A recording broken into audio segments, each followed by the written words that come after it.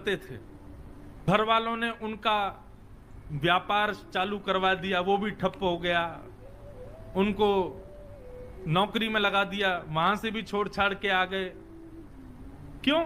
उनको संसार की किसी भी क्रिया में आनंद आता है, वो केवल भागवत ही पढ़ते रहते थे। बस भागवत करवा लो, कितनी हो सके भागवत पढ़वा लो, भागवत का पाठ करवा लो, इतने इतने रसिक हो गए थे भागवत के।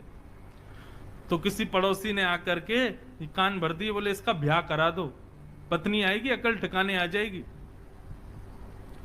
ब्राह्मण देवता पूरे दिन पाठ करते थे, पड़ोसियों ने आकर के घर वालों का इसका ब्याह करा दो, पत्नी आएगी, अपने आप पत्नी को प्रसन्न करने के लिए, बालकों को सुख सुविधा के लिए कर्म करना पड़ेगा, फिर तो करेगा कहीं व्यापार।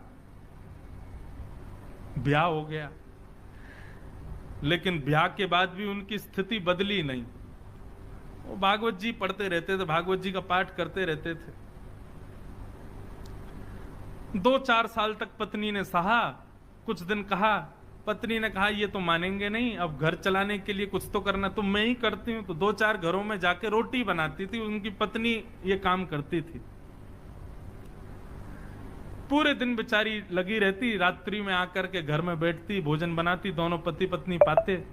2 बालक भी हो गए, उनको भी विद्यालय में फीस वीस देना, जो भी करना सब पत्नी करती थी। एक दिन उस ब्राह्मण के घर पर कुछ संत पधारे, और संत भी ऐसे समय पर आए जिस समय पर घर का पूरी प्रसादी भोजन सब समाप्त हो चुकी थी, सब पा चुके थे। और संत आकर के सीधे आसन पर बैठ गए, बोले बिटिया लाओ कुछ प्रसादी पवाओ।